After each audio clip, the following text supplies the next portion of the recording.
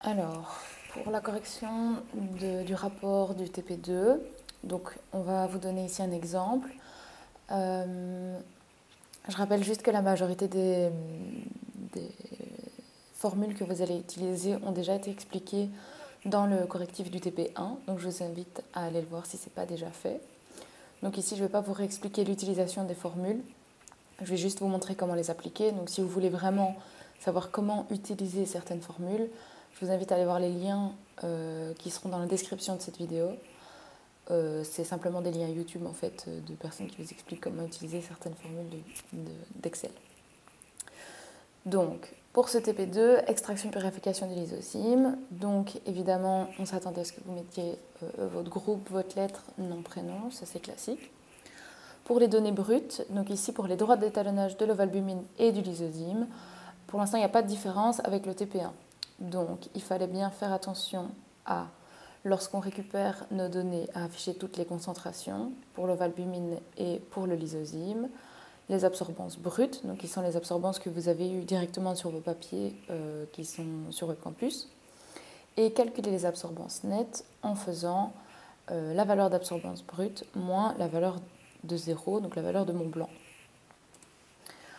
Donc, comme on l'avait déjà montré dans le correctif du TP1, quand vous mettez des petits dollars, en fait, ça bloque la cellule. Et donc, quand vous étirez votre formule, donc si je rajoute un 4, si j'étire ma formule, ici, elle se fait automatiquement, en fait. Donc, et elle garde toujours en mémoire celle-là, cette case-là qu'il faut soustraire. Donc, une fois que vous avez calculé vos absorbances nettes, vous les remettez dans votre tableau juste ici. Donc vous avez toutes les concentrations et toutes vos valeurs d'absorbance. Vous tracez la droite d'étalonnage, donc ça ne change pas du TP1. Donc pareil, vous sélectionnez vos données, concentration, absorbance, vous faites insertion, soit vous choisissez directement le graphique que vous voulez insérer, soit vous pouvez aller voir dans les graphiques suggérés, parfois c'est des bonnes idées, parfois c'est moins bon. Je rappelle que sur un graphique, il faut absolument un titre, des légendes aux deux axes. Si vous en avez la possibilité, les unités. Ici, pour l'absorbance, il n'y a pas d'unité, donc on n'en veut pas. Par contre, pour la concentration, ce sont des milligrammes par millilitre, donc ça doit être affiché.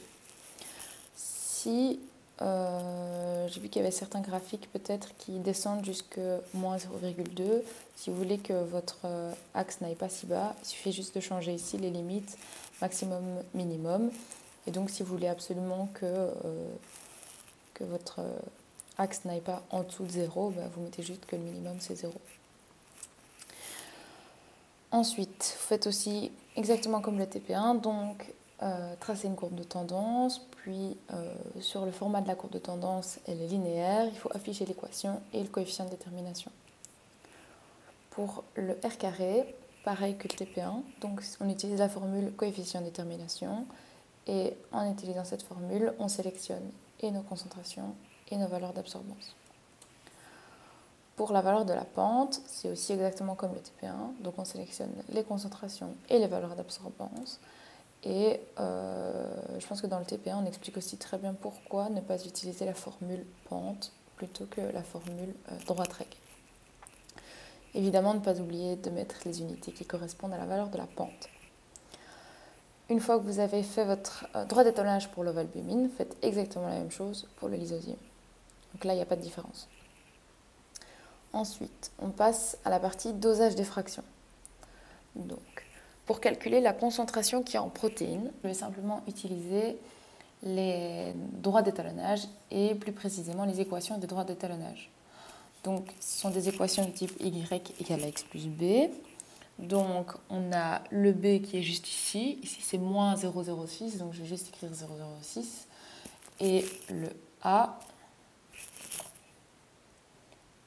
et la valeur du A, ici, elle est de 0,6692. Alors, je vais utiliser la droite d'étalonnage de l'ovalbumine pour calculer la concentration de protéines que j'ai dans mes fractions F0, F1, F2 et F3. Juste là. F4, comme je disais, c'est du lysosime principalement. Donc on va utiliser la droite d'étalonnage du lysosime. Donc pour trouver la concentration en protéines, en fait on va simplement résoudre l'équation y égale à x plus b. Donc on a notre y pour le F2 qui est l'absorbance, plus le B, donc ici il est négatif, il passe de l'autre côté, plus ceci, on va mettre des petites parenthèses, divisé par A. Et là, on a notre valeur de concentration en protéines. Si vous voulez une petite vérification rapide, il suffit juste de regarder que j'ai une absorbance de 0,32 à une absorbance de 0,32, on va dire qu'on est à peu près ici, je suis un peu en dessous de 0,5 en concentration de valbumine. Est-ce que ça colle? Bah oui, je suis un peu en dessous de 0,5. Alors, ce que je peux faire, c'est tirer ma formule. Sauf que pour tirer ma formule, il faut que je bloque mes cases. Donc il faut que je bloque le B, qui va tout le temps être le même, et le A. Donc là, je peux tirer de ce côté-là. Et je peux tirer de l'autre côté. Alors ici, je dois juste faire attention à quelque chose. Dans la formule de F0 et de F1, je vais devoir faire une multiplication de ma somme parce que mes fractions ont été diluées 10 fois. Donc je vais juste faire ceci. Et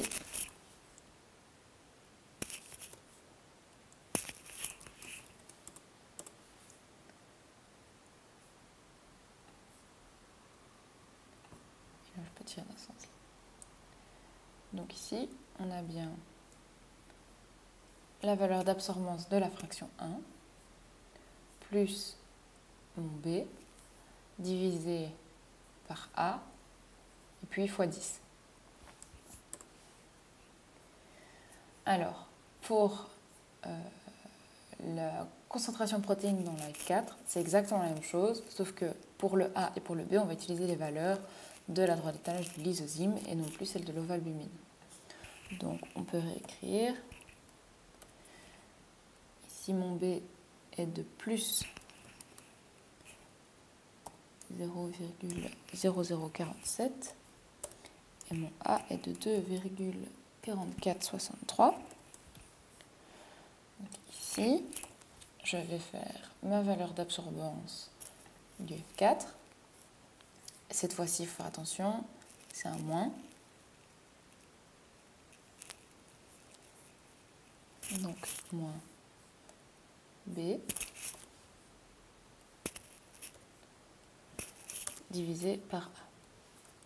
Si je n'ai pas spécialement besoin de mettre des dollars, de bloquer mes cases, parce que de toute façon, je ne vais pas la tirer, donc ça n'a pas d'intérêt. Et de nouveau, je peux faire une petite vérification. Donc, j'ai une absorbance de 0,31. Ici, sur mon graphique, à 0,31. Ici, je suis assez bas. Et donc, je dois être entre 0 et 0,2. Là, je suis à 0,13, donc c'est tout à fait logique. Alors, pour la quantité de protéines, donc pour la masse de protéines, en fait, c'est tout simple. On a calculé la concentration. Donc, on va simplement faire la concentration multipliée par le volume des fractions qu'on avait. Donc, on fait notre concentration multipliée par le volume de nos fractions. Et là, de nouveau, on peut tirer la formule. Là, il n'y a aucun souci. Si vous avez un petit stress, vous pouvez juste vérifier. Donc là, j'ai fait un double clic sur ma cellule. Je vois bien que c'est ma cellule qui retient la valeur des concentrations multipliée par la cellule avec les fractions, le volume des fractions. Pour le pourcentage de protéines récupérées, je vais simplement faire la masse multipliée par 100 pour avoir des pourcentages, donc fois 100, divisé par la masse de F0.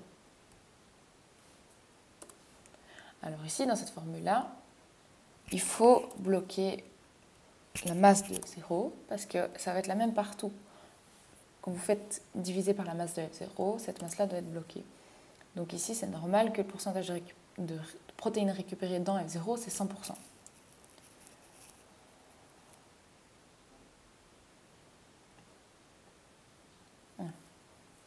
Donc là, vous voyez bien que dans F1, j'ai récupéré beaucoup plus de protéines que dans F2, dans F3 ou dans F4, ce qui est tout à fait normal parce que à chaque fois, j'ai lavé mes différentes solutions. Ici, on peut faire un total. Pour faire le total de la quantité de protéines, on utilise la formule somme, donc égale somme. Et puis, je vais simplement tirer, et puis je vais faire Enter. Donc, pour récupérer la masse, pour calculer la masse de protéines dans le blanc d'œuf après filtration, ce qu'on va faire, c'est trouver la vraie masse de F0, masse de protéines qu'il y a dans F0. Donc, on va utiliser la masse déjà connue de F0 fois 4 fois 10 divisé par 1000. Alors pourquoi?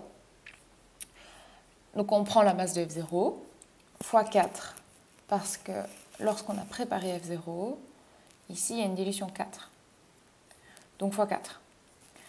Sauf que quand on l'avait préparé, on avait déjà dilué 10 fois. On avait déjà mis 20 ml de blanc d'œuf dans un volume total de 200 ml de tampon. Donc il y a une dilution 10, juste ici, et une dilution 4. Et donc on prend la masse de F0 fois 4 fois 10 pour corriger nos facteurs de dilution, divisé par 1000. Pourquoi? Parce qu'on passe de milligrammes en grammes, simplement. Et donc ça nous donne une masse de 3,34 grammes de protéines dans le blanc d'œuf.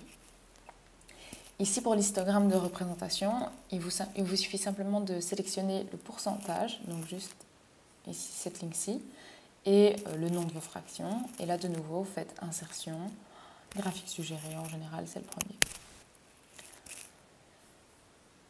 Pour la mesure de l'activité catalytique. Ici, on vous donne une information qui est assez importante, qui est qu'une unité enzymatique représente la quantité d'enzymes qui provoque une diminution de 0,001 delta absorbance par minute dans les conditions de ce test. Alors, on vous a donné les différentes vitesses des fractions, qui sont juste ici.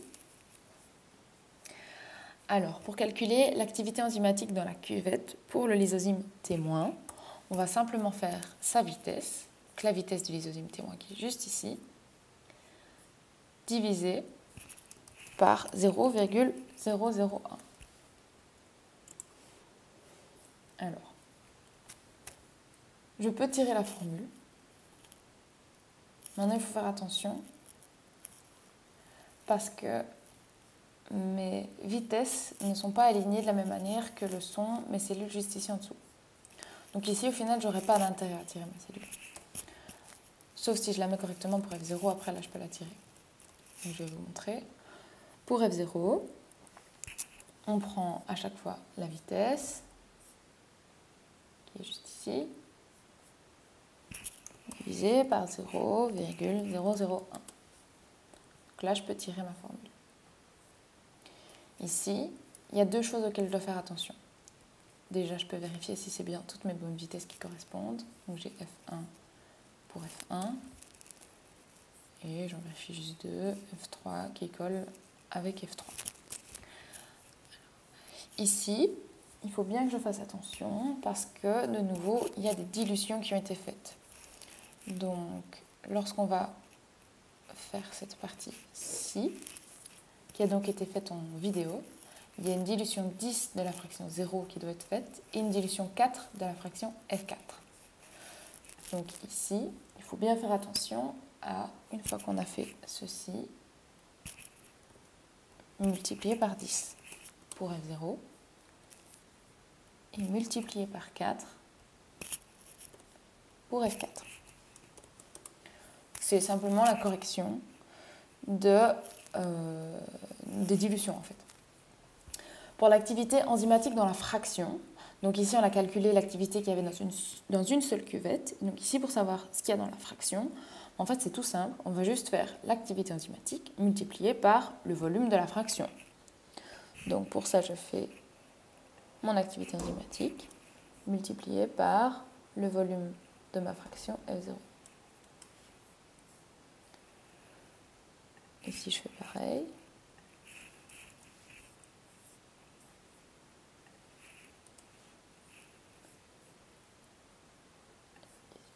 Je vais tirer ma formule. Alors, c'est toujours mieux de vérifier. Donc pour vérifier, il faut juste faire un double clic. Ok. Alors, ici, il y a encore une petite chose qui change. c'est que j'aimerais bien la faire passer de 100 microlitres en millilitres. Donc, je vais simplement garder cette formule qui me dit donc de faire mon activité enzymatique dans ma cuvette, multipliée par mon volume, multiplié par 10. Pourquoi multiplier par 10 ? Simplement parce que vous aviez une activité pour 100 microlitres et ici, ça s'exprime en millilitres. Donc ici, la formule elle s'est étendue partout. Ensuite, pour calculer le pourcentage de lysosyme récupéré, c'est à peu près comme tantôt pour trouver le pourcentage de protéines qu'on avait récupéré. Donc ce que je vais faire, c'est mon activité enzymatique, multiplié par 100 pour l'avoir en pourcentage, divisé par l'activité enzymatique de F0. Ici, de nouveau, l'activité enzymatique de F0, c'est ce qui nous sert de référence, et donc cette cellule-là doit être bloquée. Donc ici, vous voyez, elle est à 100%, c'est normal. Hop, et ici on peut tirer. Alors, pour l'activité spécifique, ici elle s'est mise toute seule. L'activité spécifique de votre colonne pour le lysosyme T-, c'est son activité, qui est juste ici, dans la cuvette. On n'a pas eu de fraction entière pour le lysosyme, donc c'est juste son activité dans la cuvette, divisé par 0,0025. Alors pourquoi divisé par 0,0025 ? Parce qu'on vous dit qu'on a préparé 1 millilitre à une concentration de 0,25 microgrammes par millilitre. Et donc voilà. Hop. Donc on divise par 0,025 pour le lysosyme T-. Pour l'activité spécifique de F0, on va simplement faire l'activité de la fraction divisée par la quantité de protéines qu'il y avait dans les différentes fractions. Donc la quantité, c'est la masse. Ici, vous voyez bien que l'activité enzymatique spécifique, c'est les unités enzymatiques par milligramme de lysosyme ou de protéines, donc par masse. Donc c'est une activité divisée par la masse. Donc ici pour F0, on va faire l'activité enzymatique de la fraction divisée par la quantité de protéines que j'avais dans F0 qui est juste là.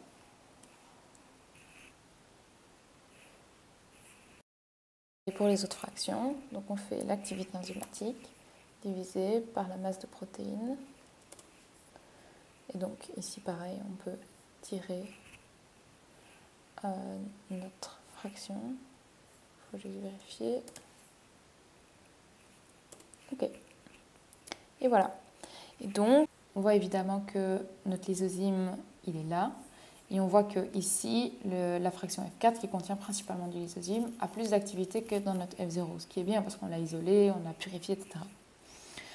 Donc, ce qu'on voit aussi, c'est qu'il y a une activité enzymatique qui est principale dans F0 et dans F4, ce qui est tout à fait normal, et qu'il y a peu de lysosyme dans les autres fractions.